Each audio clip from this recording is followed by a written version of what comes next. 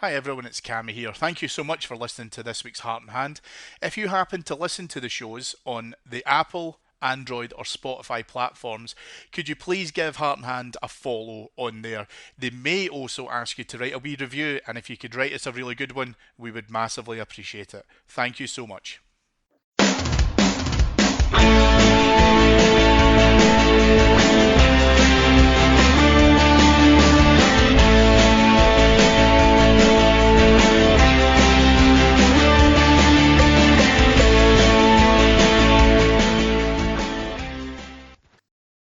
Hello, everyone, and welcome to Heart and Hand, the Rangers podcast. This is your extra show for the week. I am your host, as always, Cammy Bell, and I'm delighted to be joined by my very good friend, Mr. Simon Halloran. Simon, thank you very much for coming on. Very much appreciated, and always a pleasure to talk to you about all things Rangers. Yeah, same to you. Good to be on as ever. Looking forward to having a wee chat about what's to come. Yeah, absolutely. And listen, Simon, before we get into all of that, and there is a bit of it, I will pass on my apologies to the listeners. I know that Extra normally comes out on a Thursday. We're a wee bit late this week. That is my fault due to a scheduling problem, but we will crack on and hopefully make up for it with some great chat, I hope, Simon. Really interesting developments across the course of this week, Simon, where we have had the announcements for the PFA Player of the Year. Yep. And some, I think, very worthwhile candidates. Matt O'Reilly of Celtic, I think, take the blue tinted specs off, I still see that he's obviously made a strong impact to that Celtic team. Lawrence Shankland, but most importantly for us, Jack Butland and James Tavernier have also been nominated as well. What's your initial thoughts when you heard those names coming out, Simon? I'm fairly sure, you were back and forth on Lawrence Shankland and his potential move to Rangers. But I'll be honest with you, again, in all sense of fairness, I would, not really be arguing against any of those candidates being up for the award. Yeah, that's probably your standout for this season. I mean, we all know what Tavernier can bring to the team, and he's dug us out a hole so many times. Same with Jack Butland, really, throughout the season. God knows where we'd be without the two of them at times. Shankland, I mean, the stats say, 28 goals in all competitions this season. Yeah, he's a player I really like. He's a goal scorer. He's someone I hope we go for in the summer. O'Reilly, he had a good start to the season. He had a good 4 or 5 months, and then he's kind of tailed off in the last month or so.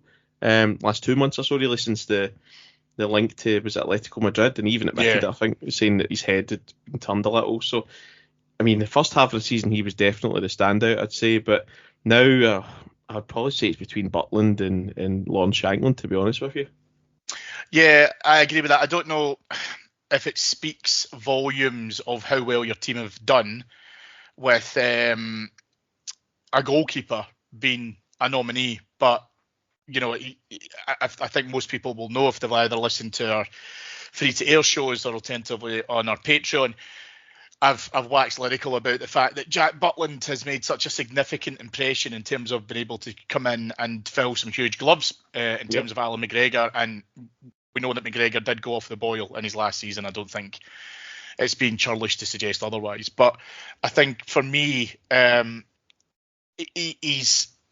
I couldn't even tell you off the top of my head, Simon, as to how many points I think Jack Butland has won us across the course of this season, and so recently evidenced last weekend at St Mirren, where, I mean, a save he has no right to make to be able to keep us in the game just before half time, and obviously we go on to win the 3 points, but he has been phenomenal.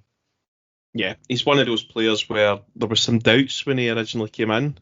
He hadn't really played first team football in 2.5, 3 seasons, so there was some doubts over him, and that was mostly from down south. I mean, we've seen in his early days he was a really highly rated young keeper. He's been sitting second and third choice over the last couple of years, and he came up here with something to prove, and within the first month or two you could see that he was a goalkeeper that would been lacking really for some time. That was no disrespect to Alan McGregor, it was just his time. But Butland's came in, took over one legendary goalkeeper's jersey, and he's looking to make it his own. And the thing is now, are we going to be able to hold on to him more than the summer? That's the question. In the next few weeks, we'll probably decide that in terms of the league. Yeah, I mean, it's tough, right? Because I think the challenge for us in terms of you have a player who comes in does really, really well, but our player trading model is such that we want to be able to buy cheap and sell high, right? So that's fair, right? I understand all of that. Yep. The challenge for us is to stay true to that model, and you're going to have to let go of players like Jack Butland if that was going to be the case. I get a feeling from him that he wants to play regular football, and unless a buying club is willing to be able to offer that to him, and in serious terms, then I don't think he wants to be able to move. I think that there's been parts of his career where he's missed prolonged stints on the bench, which has then meant that he's not been able to play his role. And he's certainly got that at Rangers. No one's moving him out of that spot. The only way how we would replace a goalkeeper now is obviously if we lose him. What's your thoughts on Tavernier being included under some criticism in recent weeks due to, I think what's fair to say, a little bit of a drop in performance, but there's, he's still a top goal scorer. He still makes massive contributions. Again, using St Mirren Sunday as a good example of, that delicious cross that puts in, Cyriel Dessers and we get the winner from it. He is a captain extraordinaire. Yeah, I think the positives. However, that's what I was going to say was the positives. I think massively outweigh the negatives. But I think that there's just been some times where it's fair to say he has looked tired, he has looked jaded at certain points, and I don't think that helps his game whatsoever. Yeah, and that's possibly down to the lack of options we've got all throughout the squad really at the moment due to injuries and whatnot. Obviously Sterling can cover there, but he's having to cover in other positions in the park. So ideally Tav would be rested for a few weeks at a time and we'd be able to bring Sterling in.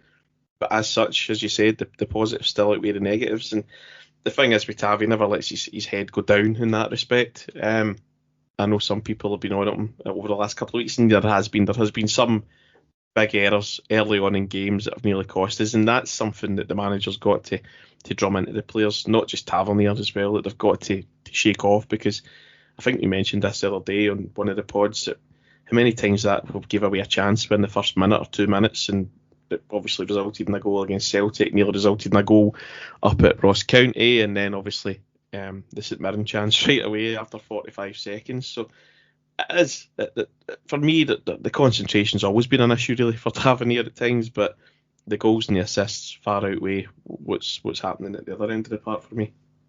So I'm going to assume, before you cause a riot, that you would like to see a Rangers player win it. Which one of the two nominees? Butland, I think, deserves to win it. Just a bit of since he's come in the door, he's been just a commanding figure. Just the respect he commands from his teammates. He's got full trust of the manager as well, and he just seems like one of these natural born leaders already in the squad. I mean, he's been here less than a season. Looks like, in my opinion, the de facto captain if and when Tavernier goes. That's if Butland even stays as well. But there's just that, he gives off that air about him that the players all look up to him, and you can see from as we'll discuss about the player awards, he swept the board at that as well. So he's got the respect of his teammates, and you can definitely see he's enjoying his time here, and there's still a bit to prove for him in terms of what he wants to win here. Yeah, absolutely. I mean, I think, as you mentioned there, obviously won player of the season, got the fans vote as well. I think, everything you've said is totally true in terms of what he brings into the team, etc. And I think that's why, there has obviously been discussions that if he were to move, he would be a massive miss, and that's just part and parcel of it. But I do get the impression from what you see from him and what you hear from him and the dialogue that he has, because obviously there's been a lot of attention brought forward because he's potential England call-up. But when he's spoken about all of those kind of things, he's always kept his feet on the ground. I think he does enjoy, his time at Rangers. I think that, it would have to be an incredibly attractive move that was in his best benefit to get him to consider, leaving Rangers. Yeah. Who was it? Was it Nottingham Forest in January that were after him? Was he going to be getting regular game time there? That's the thing. They just spend money willy-nilly at times down there, and their status in the Premiership's bit on a sugary peg just now. So it's probably wise that he did reject that move. The type of move, I mean, he could go to any of the sort of mid-range clubs down there, no problem, and play weekly. But does he fancy that? Does he have higher aspirations now? Does he want to play Champions League football again next season? Give it another crack here, or does he want to try his hand abroad? That's maybe something else that might take his fancy. But if I was him right now, as we are speaking, I would probably say he would be inclined to at least stay at Rangers another year, win or lose in the league title race, because I think the Champions League's the sort of place that he wants to be playing his football, and we're probably the best bet to offer him it. Yeah, absolutely. It would be remiss of us as well, Simon, not to mention the nominees for Young Player of the Year, or Men's Young Player of the Year, I should say, I beg your pardon. Mm-hmm. And that's Dundee's Lyle Cameron, David Watson of Kilmarnock, Lennon Miller of Motherwell, and our very own Ross McCausland. This one I think is going to be a harder vote if you're considering going for Ross McCausland. I think he's done very well. I think he has... The biggest compliment I can probably pay him, Simon, is I don't really see him as a youth prospect coming into the first team now. I just see him as a first team player. Mm-hmm. And I don't know if this makes sense to you when I say it, but one of the biggest compliments I can pay him is that when he gets criticised, he gets criticised because we treat him as, that higher standard of player. I think when you see youth prospects coming in, you give them a lot of leeway because you know that they're still within their development journey. And Ross McCausland is, but I'm not saying he's a finished article. I don't think anyone believes that yet, because I know that he's got more levels that he can go into. But when he comes in and he plays a regular amount of time for, a regular period of time for the first team, he becomes more and more involved. I think he just settles into the squad, and people then start to think of him as an option, even a potential default option in some cases. We haven't dealt with things well enough on the right hand side. I think that's fair to say for some time. He has come in, and I think he has done very, very well there. All that being said, I would struggle to justify him winning this given some of the other candidates, because I do like some of the other names mentioned. Yeah, I think due to how late he broke through into the squad this season, what was it, November time, and then obviously a couple of injuries as well. So I mean, I do like him as a player. I think he's going to do good things for us going forward. Problem area on the pitch where we've been crying out for someone, and I do think he's been dealt a bit of a harsh hand at times in terms of team selection, not getting games when he should have been getting games. Case in point, when he came on against Hearts, he was really good. He didn't let his head drop at all in the semi-final, replacing Seaman. For me, he should have been reintroduced to the team a good couple of weeks. You've seen Scott Wright getting games, and you're thinking, why is this happening constantly? And he's getting hauled off at half time. McCausland's sitting there twiddling his thumbs on the bench. So for me, that he should have been reintroduced back in after the international break, and might have not seen the downturn in results by dropping certain players. And you've seen when Diomande dropped out of the team as well, the downturn in form. But for me, it's probably too early to win this award for him. I do like the boy David Watson at Kilmarnock. He's a player I'd hope that we're kind of keeping an eye on for the future. Even to sign him in the summer and loan him back to Kelly, something like that. Miller at Motherwell, another good player as well. So I'd say it's probably between those two. But I would probably tip Watson to win it, and he'll be the one that'll go for decent money probably in the summer. And I just hope that we're sniffing about him. Yeah, absolutely. And also, just to round this off as well, in terms of the Scottish Women's Premier Player of the Year award, congratulations to both Kirsty McLean and Rachel Rowe of Rangers to be nominated for that, alongside Celtic's Amy Gallagher and Hibs' Joran Mokum. Simon, again, like I say, I think that we don't know what the season's going to shape out like, right? We've obviously been talking about it for a long time here in Heart and Hand in terms of the ups and downs that we've had. Yeah. But what I would like us just to take a moment is that for both the men and women's teams, some phenomenal achievements to be considered at this side of the season in terms of being involved in those nominations and where we were compared to where we are now. Yeah, that's the thing. Obviously, we'll talk about the women as well. They've went through a different period with a new manager coming in. She's won the first trophy of the season there, and they look as if they'll go on now and probably do the treble at that. They're back to the joint top of the league. They're playing Celtic next weekend, next Monday I think it is in the league. So it's pretty much a decider, being joint top, and then they've got the Scottish Cup final against Hearts. So you would say that the ladies team are probably odds on to go on and win a treble. Our side of things, the men's side of things, sorry, you look at, what was it, 8, 9, 10, 11 points at one point behind before before we played the same day as Celtic. Getting ourselves in front was the big thing. We felt we would go and kick on. Then we look at the downturn in results over the last couple of weeks. I mean, getting us into that position in the first place was a bloody miracle, and now it's still gutting thinking about it and chucking it away really on those 2 games at Ross County and Dundee. But stranger things have happened. And the Motherwell, of course. Yes, and the Motherwell game as well. Stranger things have happened. We could turn it round. We would need to go and win this weekend, and then we'd need to go next weekend again at Parkhead and win there, and then even that you'd still be behind in goal difference probably. So it's a long shot, but never say never. No, very true, very true. Well, let's move on to that then, as we look forward to Sunday and a welcome return to Ibrox. Nearly a month, Simon, since we've been at home. Obviously, that Old Firm draw at the beginning of April, and we've got Kilmarnock coming to town. I'm going to be honest with you. I think as we've all kind of said in the run up to the split, and then obviously the split itself, we've had to make sure that we could go and win our games. We've obviously not been able to achieve some of that, which has naturally been disappointing. What's interesting to me though, Simon, is this is a Kilmarnock team that isn't going to come just to, tick the boxes, and they're not going to be able to come and just dial it in. They will come to make an impression. I think that, we certainly get taught that at the beginning of the season, if you remember. Yeah. And we've got to assume, and listen, I will be more than happy to have been proven wrong, that Celtic will win at home against Hearts on Saturday, so we assume that they will extend their lead. We've got to be able to deal with that scoreboard pressure. But equally, what are you looking for in terms of a performance, irrespective of the Celtic result? What's the core basics that you need to see at the moment?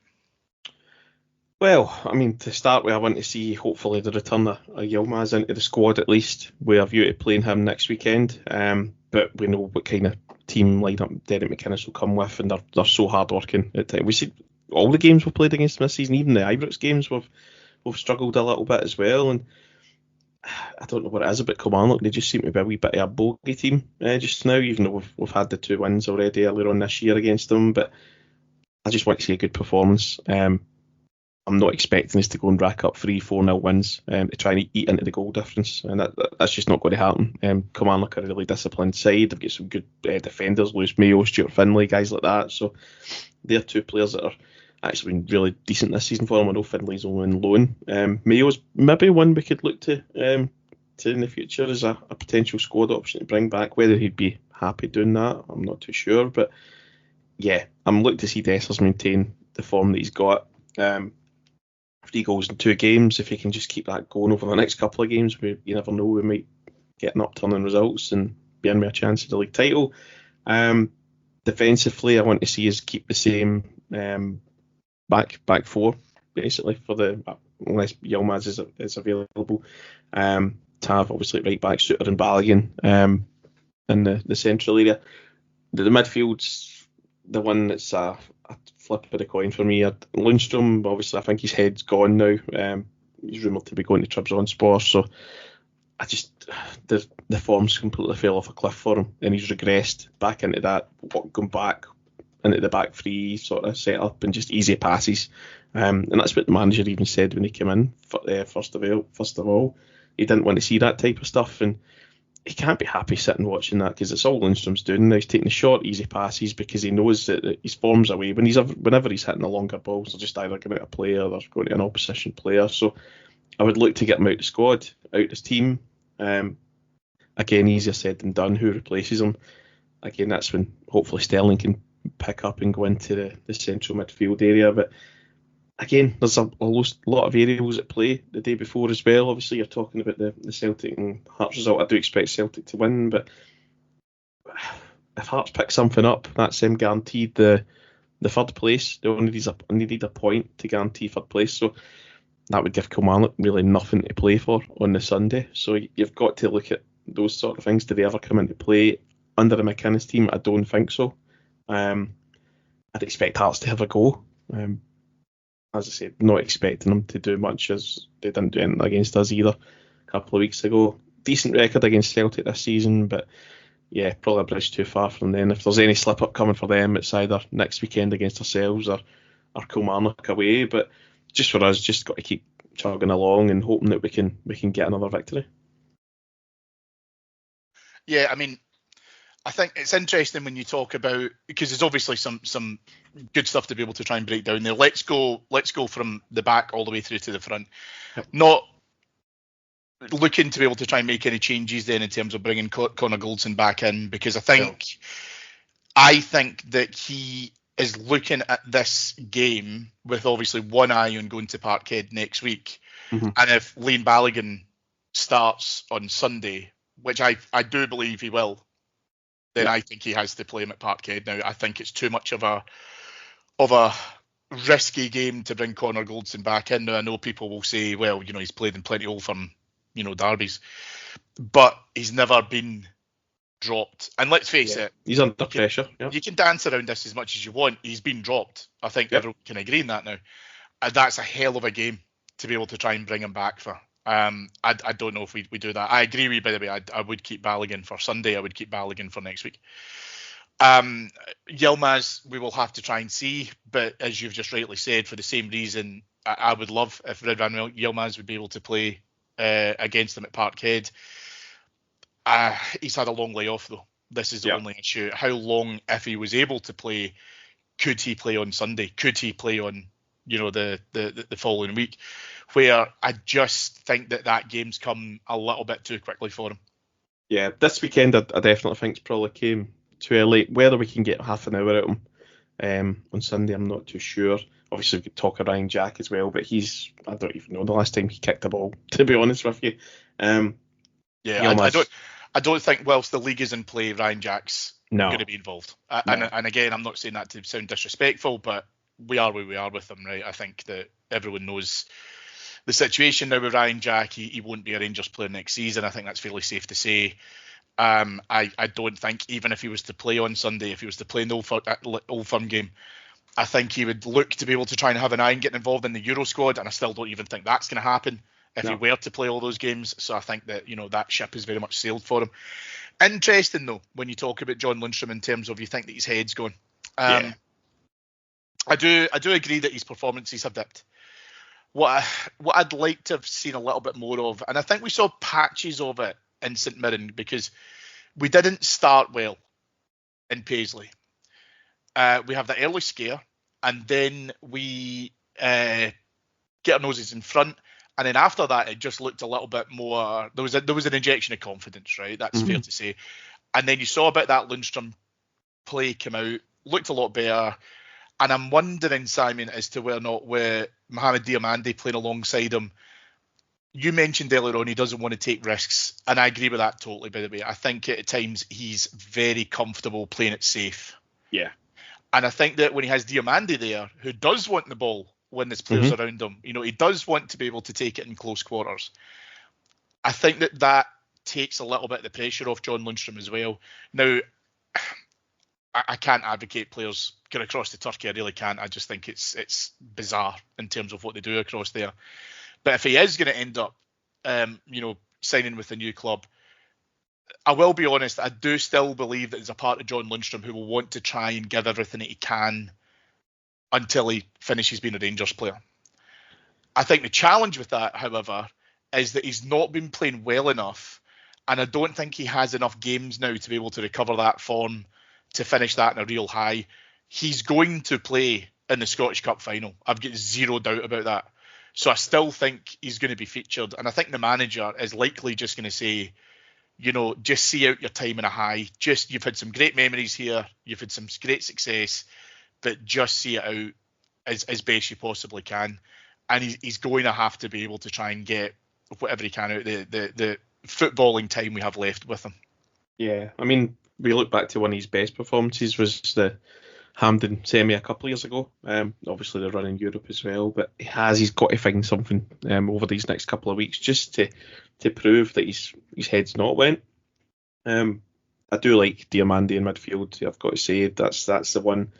If we're going to persist with the two of them, I want to see And then you're shuffling Cantwell elsewhere in the field. Try and put in Sterling into that midfield with them, because especially against Celtic next week, we've got to beef up that midfield to have a chance, because we're far too open. So I think next weekend it's got to be a more disciplined midfield, and then hope that we can nick something on the counter. That's the thing. Whether we'll change it up tactically, I don't know, but I'd like to see a far more stronger midfield. Maybe even starting this weekend as well, just to try it, because we've even seen against teams like Hibs at home, we're far too open and we get caught out time and time again, especially through the middle. So the one time that I've liked the look of us was the Hearts game recently. We played a lot of ball through the middle of the park, and it seemed to work.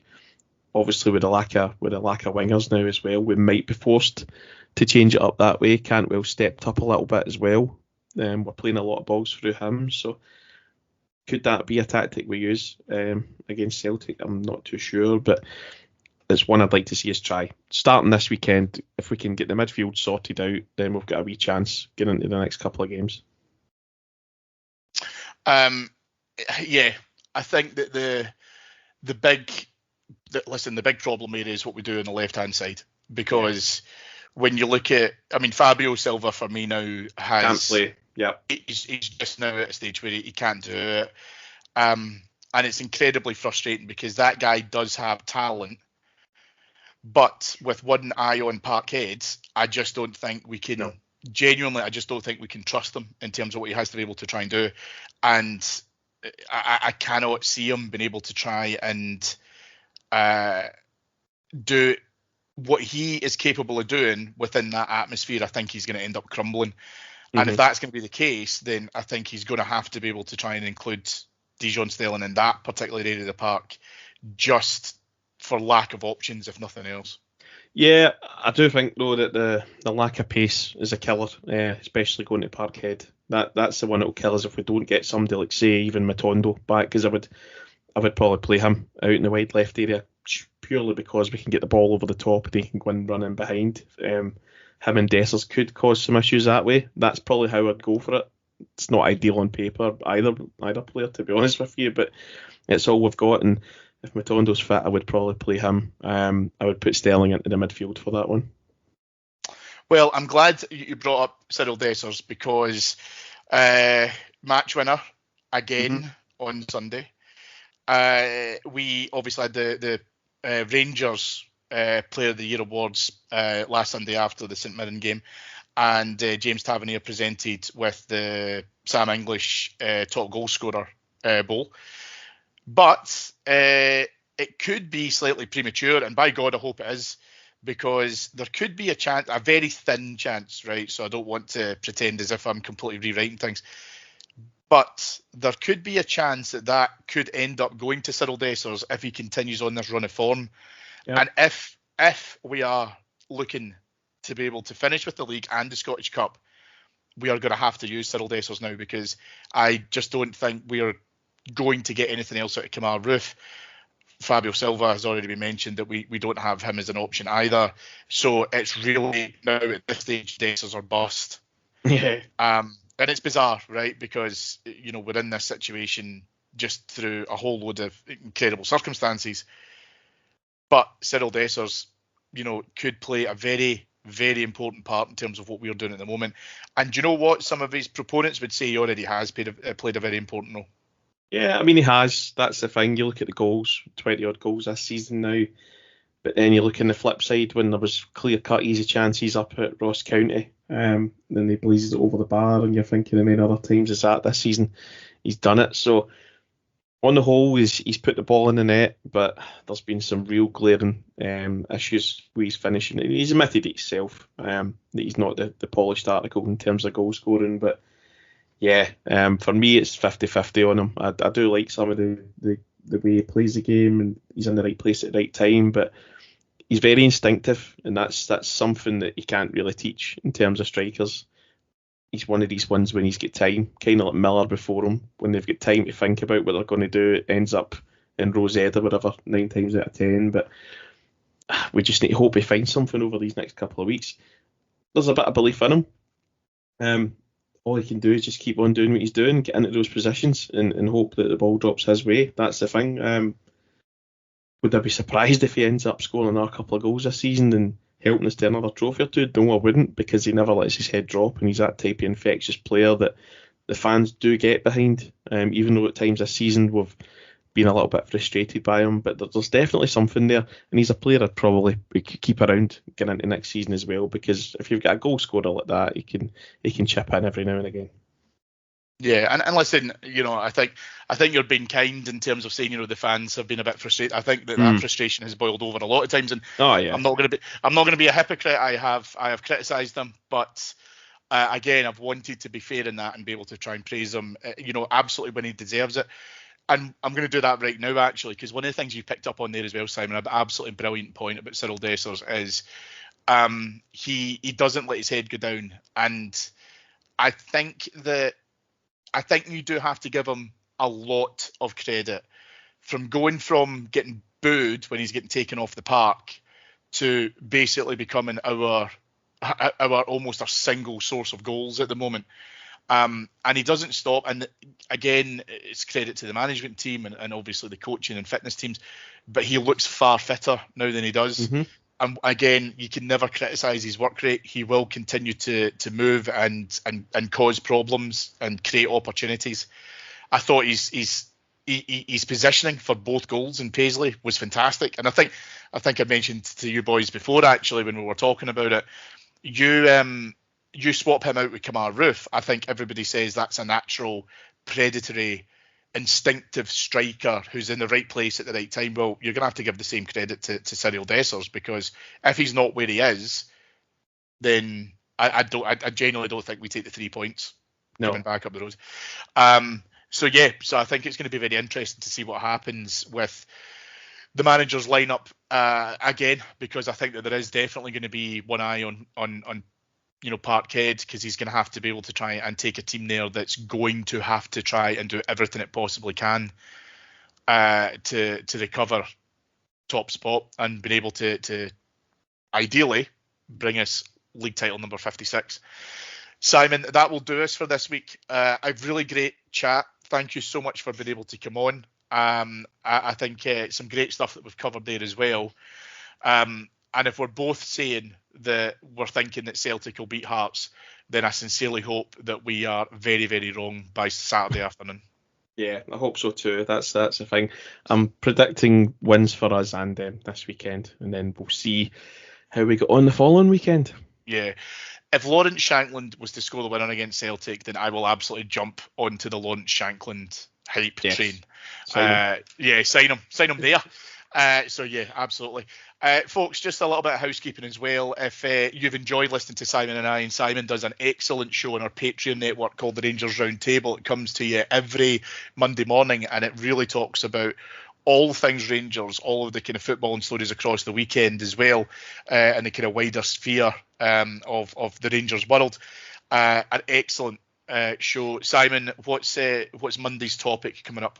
Monday's topics are, well, we asked for question and answers from the subscribers, and they've delivered. So I think we've got about 40 odd questions so far. So we're going to record that, and then we'll be getting those questions out to everybody on Monday morning. And then the following week we'll be doing an Old Firm special. So we'll have full coverage. I think myself, Kev, and is it Grant coming on for that one? So that'll be a good one, especially if we get the win on the Saturday.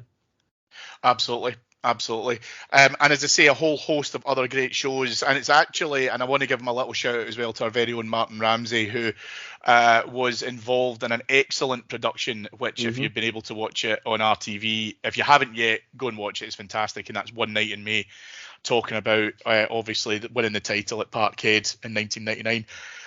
The boy Ramsey's got an excellent voice. He's fairly pretty as well, Simon, but a fantastic program, and I've already heard some great stuff about it as well from people who've had the opportunity to watch it before I did. I completely agreed with their comments, and listen, great to see the big man in such a great air of company alongside Neil McCann and Amoruso, Perini, etc. as well. So a great watch.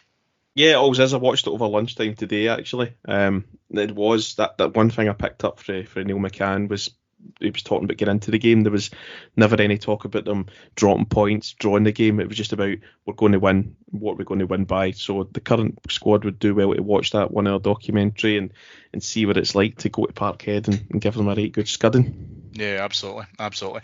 And David will be back with you on Monday, folks, as per on the flagship, to break down everything across Sunday's game against Kilmarnock as well. If you're heading along, hope you have a wonderful weekend. Thank you to our executive producers in London, Mike Lee and Paul Myers. Thank you to our extra show sponsors, Zenith Coins. Please head on over to zenithcoins.com and check out some great merchandise that's on their site. But my most important thanks has to go to my wonderful guest this week, Mr. Simon Halloran. Simon, thank you so much for coming on, and love chatting to you about Rangers, and hopefully everyone else has enjoyed listening to us as well. Yeah, pleasure as always. Thanks for having me on. Folks, have a brilliant weekend. Let's get 3 points when we get back home on Sunday, and we'll speak to you again next week. Thanks, everyone. Bye-bye.